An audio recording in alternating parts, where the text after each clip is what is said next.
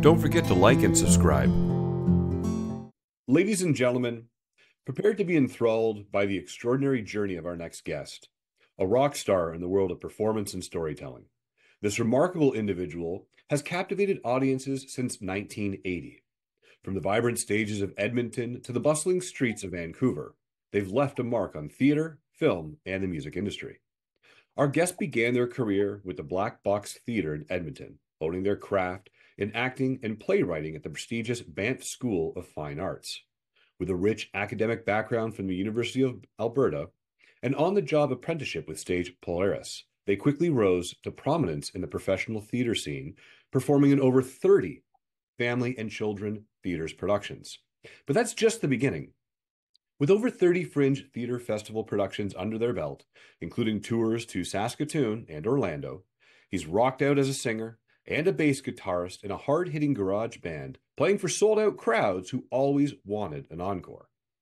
Now, as a dedicated member of the Union of British Columbia Performers, Alliance of Canadian Cinema, Television, and Radio Arts, and Canadian Actors Equity Association, our guest has graced the stage of professional theaters in Edmonton and beyond. Their talents have shone through on radio, TV, film, and theater, making them a versatile performer beloved by many. Now, since relocating to Vancouver in 2001, our guest has continued to thrive, working at the historic Raymond Burr Theatre and captivating audiences with their multimedia rock opera, The Illumination of Marshall McLeod. Their site-specific black comedy, The Happy Anarchist, showcased their innovative approach to theater, bringing stories to life in a unique and engaging ways. Now, not just a performer, our guest is also a talented director, having helmed productions ranging from comic operas to modern classics. They've led summer drama camps that inspired the next generation of actors and have taught drama at numerous institutions, including the Evergreen Cultural Center, the North Vancouver Recreation and Culture, and the Vancouver School Board. Their teaching prowess spans all age groups, from children to adults, ensuring that everyone can share in the joy of performance. With a repertoire that includes directing favorite student productions like Macbeth the Musical and the Caucasian Chalk Circle, our guest creates a safe and fun environment for students to explore their creativity. You may recognize our guest from Dr. F, The Arrangement, Aliens in America, DC's Legends of Tomorrow, and Painkiller, just to name a few. Please join me in welcoming the incredibly talented and the endlessly inspiring Michael Charrois. Michael, thank you so much for your time and thank you for being here. Christopher, thank you so much for those kind words. You always have a beautiful opening for your guests. And I've got my coffee with me for Coffee with Christopher. Michael, I want to dive into this with you. You have an impressive acting career spanning several decades, but what was the moment that you knew you wanted to pursue acting professionally? I could tell you that was in junior high school when I was doing a play. One of the first plays that I was doing. It was kind of an improvisational thing, and I just loved being on stage, being between the worlds. It's just a magical place when you're acting, when you're creating, right from junior high school. Then I went to the arts high school in Edmonton, Victoria Composite High School, and yeah, since I was in junior high school, I've wanted to do it. I've been committed to it, and when I commit to something, I just keep going. I've been doing this for 40 years. My career has had two phases for about 22 years in Edmonton, and then at the turn of the century, I moved to Vancouver. So I kind of got two sort of separate phases, one in Edmonton and then in Vancouver. Still working on it, always auditioning, always doing it whenever, wherever, for money, for free, just to do it. What was that first production? Do you remember back in junior high? No, I have no idea. It was just a little presentation, a little thing. But I did when I was in junior high school. This was interesting. I was the only boy in amongst dozens and dozens of girls who were interested in doing it, and that also piqued my interest as well. Being one male amongst many females. Hmm. It was great. And then so from there, I was trying to get into the University of Alberta, their Bachelor of Fine Arts program, but then I got an offer from Stage Polaris Mhm. to be in the resident acting company, doing 5 shows over the course of their season, and I did that for like 5 years, and I really kind of learned on the job. I don't have the actual formal training. I haven't been don't have a degree, but I've got a lot of experience and I learned on the job. And I continue to do that with taking workshops, taking upgrading my skills. Always doing that. It's really important to to keep working on things. Voiceover workshops, um, as well as teaching. I teach as well. I've got a thing coming up this summer where I'm going to teach juggling and then do a little show and incorporate people into it. I call it the Gonzo Variety Spectacular. So variety spectacular. I want to come back to this because there's a lot there that I love, but I want to go back to theater for a moment. Mm-hmm. Walk me through this culture, this kind of the family that you get with each performance that you're putting on. What is it that is it about theater that when you get on stage or when you get that audition and you book a theater gig that you just know that the family is right there? It's an interesting phenomenon. You work really, really closely and really, really intimately with people for 6 weeks to 2 months on a project, and then it's done. Often we never see those people again. It's one of the nice things about social media, Facebook, Instagram, X, is that you can keep in contact with those folks uh, because they're off in different parts of the world, parts of Canada, and so it's always nice to be able to keep track of folks. And it's always a great experience working with people. I just did a show in Prince George, working with a play called A Comedy of Tenors. It was a farce put on by Miracle Theater. They do one show a year, and their raison d'etre is to raise money for a charitable cause. This year, their charitable cause was raising money for fire suppression equipment. They're in the middle of a forest in Prince George, and it's not if, but it's when the fire is going to come down and engulf the city. So it was really, really great to be able to be working with a wonderful ensemble of actors, hilarious actors on this farce, and also working towards a really charitable thing, something that helped the community. Because they get this fire suppression equipment that they can hook up to the fire hydrants, and then they got hoses for 75 homes, and they put them on the top of the homes, and they just sprinkles them and inundates the place with water and keeps them safe. And with the fires that we had last summer, it feels really good to be able to do something to help people. Plus, it's a proper equity contract, got paid for it. Now, I, that's the thing. That's the beautiful thing about being a union actor, is that it puts a value on my work, because I love it so much. I would do it for free, like I say, for free, for money, for any time. But because I'm union, it puts a value on the work, and I really, really appreciate that. I also appreciate collective bargaining, because I would hate to have to bargain every contract that I got. But this way, it's like, yeah, well, hire me. Yeah, here's the rules. Here's the rate. so I appreciate being. let's expand on that for a quick second because I do want to go back to your other stuff as well. When we talk about being like, an equity member or a union member versus non-union, really it's about having this different level of representation and different style of someone else looking out for you as well to ensure that things are going fair or as they should be. So you're not working like a 12-hour day for $200 type of a thing. Mm-hmm. Um, it's I appreciate being a member of the union. It takes a lot of work to get there. Mhm. It takes a lot of credits, and it takes a lot of commitment. And that's a word that I keep coming back to, is commitment. It takes commitment to be an actor, because you get a lot of rejection, a lot of no's. For every yes, there's like 10, 20 no's, and you can't take it personally. Even though it's completely personal. The face, the body, this is what we're trying to sell. It's completely personal, but you can't take it personally, You have to be water off a duck's back and on to the next thing. You have to throw the spaghetti against the wall, see if it sticks. And if not, just flush it onto the next thing. Because there will always be another opportunity. So it's neat that you brought this up, and I was going to ask you about this later, but when we talk about this, gauntlet of rejection that's coming through, what do you do to kind of push it off? Outside of duck, water off a duck's back, you go in for every 20 no's, there's one yes. What keeps you going in, knowing that there's 20 no's ahead of you?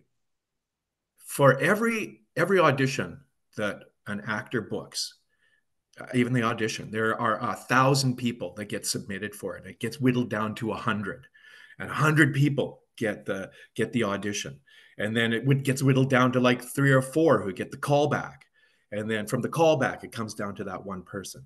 So you can't take it personally. It's a numbers game, and every audition is a triumph Mhm. because you managed to get down from 1,000 to 100 and you get a chance to act.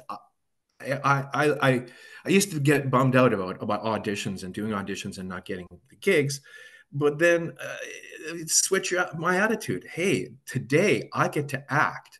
I get to take that script and memorize it and then put it out on these days it's on tape. Yeah. Personally, acting auditions have changed since the pandemic, and I personally like it a lot because I teach a lot of drama classes. I would get a call at the 5 o'clock in the afternoon. You got to go to this casting director's place at 10 o'clock in the morning and do your thing. And I got to rearrange schedules. You got to find people to cover for you. You only get a day, one night to learn this thing before you have to show up at the casting directors. These days, since the pandemic, oh, it's so great. We get a side, and then we get like a couple of days to learn it. And we don't have to go into the casting directors and just get 1 or 2 takes for it. You could do it over and over and over and over again until you're happy with it, and then just take that section and send it in. And it's and especially with film and television, what you see is what you get. Mhm. What's here is what they're going to get on stage. And people can come into a room and they can be completely different in person than they are on the screen. Uh, it's just some people are photogenic. Some people just look great on screen. Some people they don't. It's a weird thing. So I really appreciate the changes that have happened to the auditioning since the pandemic. It's so much better for an actor, I think. Hey, self-tapes and ego casting have been huge. The neat piece about it is that you almost become your own writer, your own director, your own producer, your own editor, right? Mm. If you don't have those basic skills, you're kind of at a loss of how is this going to look when it goes out. I'm really fortunate because my lovely and talented wife is also an actor and she reads for me. And she's always there to help me with the reads and to help me with critiques of things. Because I come from the theater, so I tend to be a bit big. I come from the street. I'm a street performer as well, so my performances tend to be a bit theatrical. So she's able to bring me down to a more human level, which I really appreciate all of the support that I get from my Jacqueline on that. Now, I want to ask you this because you're a teacher and you have these camps. Do you feel that there might be kind of an advantage for you? And I hate to use the word advantage, but they give you the breakdown. Is this something where you would say, okay, I'm going to talk to myself like a student and walk myself through this, or do you just kind of know what you're going to do? When I get a script, I I like to break it down to there's this technique that I learned. Robert Downey Jr. first mentioned it, and it's like you take the first letter of each word and you put it beside the sentence, and then you flip it over, and you're able to memorize it by looking at the individual letters, and then eventually, and with anything, learning to ride a bike, learning anything, it's repetition, repetition, repetition, repetition, and that's how one memorizes lines. And so I I take it can change a lot too as the piece gets memorized. Mhm. Can start off with an idea of something, and then as it formulates in the brain, oh, it becomes more specific. I I like to do theater more than film because I get, do you want fries with that? More like one liners, actor parts, right? Whereas when I theater, man, I can get like a beautiful big part with lots of lines and you know. But theater is very ephemeral. It's just there and then it's gone. Whereas film and television lives. It's got a life. Oh, one thing you missed was Unforgiven. I have a small part in the 1992 Academy Award winning film Unforgiven, directed by Clint Eastwood. I'm the guy who says they went that away. You got to have him in every cowboy movie. They went that away. Little Yeah, monologue. it And was to name a few. It was part of the just to name a few categories. and Yes. it's the best thing about it is there's royalties involved because it's playing somewhere at all times throughout the 500 channel universe. Mhm. Every once a year, I get a nice little royalty check. They'll pay my rent. So thank you, Clint Eastwood. I appreciate that. It's neat that you brought up this. Do you want fries with that? As you know, any actor out there who's watching right now will come across these, SOCs or MOSs or ad lib moments where that is the role. Is do you want, make me believe that you really want to sell me fries with that? So it's funny how you brought. And those are the oddly enough, those are the hardest auditions. Like, what do you do? Do you want fries with that? Like, what do you do? And why are they even auditioning for that? Like, anybody can say that, anybody can do it, but they what you see is what you get. They have to put it on screen so that they can show the producers. As we're talking about this, I want to ask you, can you give me your best? Do you want fries with that from a theatrical standpoint, as big as you possibly can? Okay. You want fries with that? and scene. Don't forget the scene. So, Michael, I want to go back to something a little bit earlier that we were chatting about, and I told you I was going to come back to this. Um, you graduated from clown college, Mm-hmm. and now Oh, not many people know this, but you actually received your red nose. I did.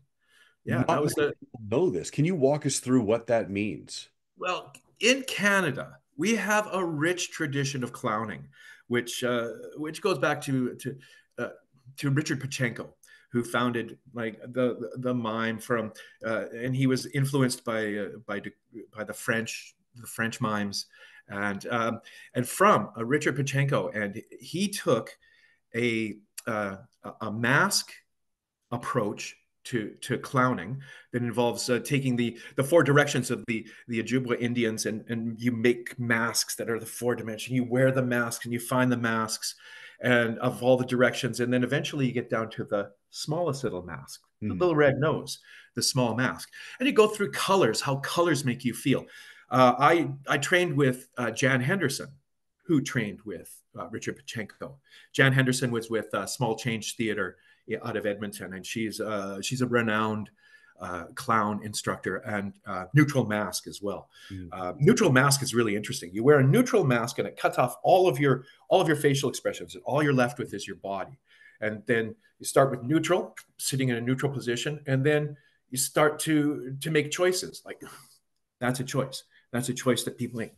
This is a choice that people make for characters, but it starts with neutral. So neutral mask is great. And then you go into working with masks, with color, how color makes you feel, how it manifests. And that's why oftentimes clowns have a lot of color in them because colors make people feel differently. And then it moves on to like I say, the little red nose. I thought when I was taking this course that I was going to come up with a whole bunch of really new bits Hmm. because I had a whole bunch of bits. I do juggling routines. I do a 3-ball juggling routine. I juggle pins and play harmonic at the same time. So I do a name that tune competition while doing that. And so all of these bits that I did with juggling and street performing were what I would do for my own show, the Gonzo Variety Spectacular. I'd take it around to parties. I'd do it on the street, and I thought I was going to get a whole bunch of new bits out of going to clown school. But what I did learn was to be at ease with improvising and not having a fourth wall, to being in the space with the people. And it's improvising. It's a freer way of improvising. You're not behind a fourth wall, you're with the people. And that's the thing about clowning is, in a lot of ways, is that you're there with the people, you're acknowledging the folks, they're a part of the show. Um, and so I'm teaching a little bit of clowning with the kids. Children are natural clowns. Like they don't they'll try something, it'll be terrible, but then they go hoopla at the end, and oh my god, it's great. Oh, everything is forgiven when it's a child.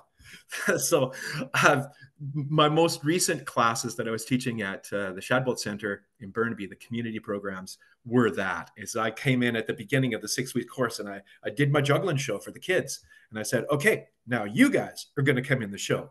And what can you do? One kid could almost make a hula hoop go around their waist. So, okay, we'll do arms, we'll do legs, you do the waist, and then we'll have a hula hoop, jump through the hula hoop of death. And they jump through hoopla. Uh, it was a lot of fun to do, a lot of fun for them. And then at the end, we incorporate them into the show. And the parents love to see their kids perform. So I'm going to be doing that in Surrey Arts Center later on this year in the summertime. And for the kids shows that I'm doing at the Evergreen Cultural Center in Coquitlam, one of them is going to be a collective creation where we put a big piece of paper on the wall, big piece of paper. And then we say to each kid, what do you want to be? What do you want to do? And we write it down. Now, that's a really profound question to everybody. Like, can any of us answer, what do we want to do? What do we want to be? If you grow up, I haven't grown up, but what do you want to be? What do you want to do? So we write that down, go through each and every one of them, and then we start to connect them together into groups, creating a story, a narrative. Stories are about those people doing things to get what they want. And so just collecting over the course of the week, we come and we got a show. We put on, we get use whatever resources are available, the costumes that are there, the props, the set pieces, and often those things will inform the choices that they make, what's available for characters and what they want to do. And and then after, that's 1 week. That's going to be fun. We call that Kids on Stage. And from those, they've improvised these things. I take the scenarios and the scripts and I write them out. I got a collection of 25, 10, 15-minute plays for kids by kids. They're really cool. And I've done those again at like the West Side Montessori Academy in Vancouver. I took these and did them over again. They work really well. And then the other thing is I've got another week where I'm going to do one of my plays. It's a little version of the rabbit and the tortoise and the hare. So I'm just going to do that. They've got and I'm doing that because they got like a dozen or more of these animal costumes. Hey, costumes are there already. Perfect. You can play this part. That's going to be fun. I don't have access to the stage, so we're just doing that one in the rehearsal hall, and hence not going to do the big version, just a little play that week. I want to travel back in time with you for a quick moment. And I love what you said there because I have another follow-up question for you. But I want to dive back in time real quick. Your band, Big Ink, you actually shot Corporate rock at its finest. We're not selling out. We're buying in. Now, you guys actually shot a rock music video on the roller coaster at the West Edmonton Mall. It was what a time. Yeah, we just wrote to them and said, hey, can we come in and shoot a video? Roller coaster. It was called a song called Roller Coaster Ride, and they let us shoot it. And it was a great little thing. That's the only film I've ever made, produced. We worked with Bill Sorokin, who was a local filmmaker in Edmonton. He's since moved on to Saskatchewan. And yeah, we just filmed it. We didn't know we couldn't, so we did it. It's so much easier for me to do film, to do theater, because it's just more, it's less technical oriented and it's more personal. So I do a lot of theater, a lot of producing, but not a lot of film.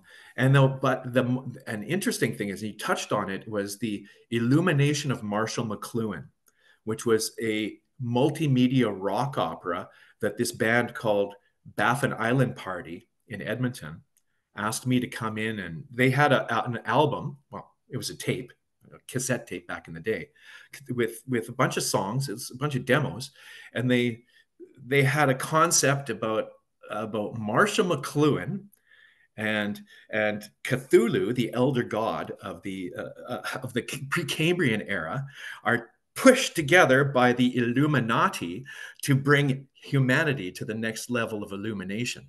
Oh, it's bizarre. It's huge. It's on YouTube though. You can check it out. Illumination of Marshall McLuhan. Get through the 15 minutes of exposition at the beginning, nah, nah, nah, nah, nah. But then once the music kicks in, it's great. Punk, jazz, nothing in 4/4 time. Everything in like these weird 5/7 jazz time signatures, but it's all very punky with a lot of it's guitar oriented, very fast drums. Uh, it's a really interesting play. The Illumination of Marshall McLuhan, YouTube. Get through the first 15 minutes of the exposition, and then you're onto it. Oh, it's weird and it's good. You read my mind. I was about to ask you that too, actually. That was my next one, is tell me about this. Awesome. I'll be checking that out. Now, as I said to you before we started, I have a couple of rapid fire questions that I'd love to ask you. Are you ready for them? Standing by. Okay. Yes, let's. What's your favorite smell? Oh, my favorite smell is that moment just before it starts to rain. There's a name for it. Percolate. I can't remember the name for it, but it's that smell just before and as it starts to rain. It's so beautiful. One thing that I really miss about being on the West Coast are the prairie thunderstorms. At about 5 o'clock in the afternoon, the thunderstorms would roll across the prairies. It'd cool things down, and you'd get that beautiful smell of the ozone when it comes through. I miss thunderstorms. I truly do. Do you get thunderstorms where you are in Ontario? A little bit, yeah. They're not as exciting as that, I can assure you. Hmm. But Michael, M&Ms or Reese's Pieces?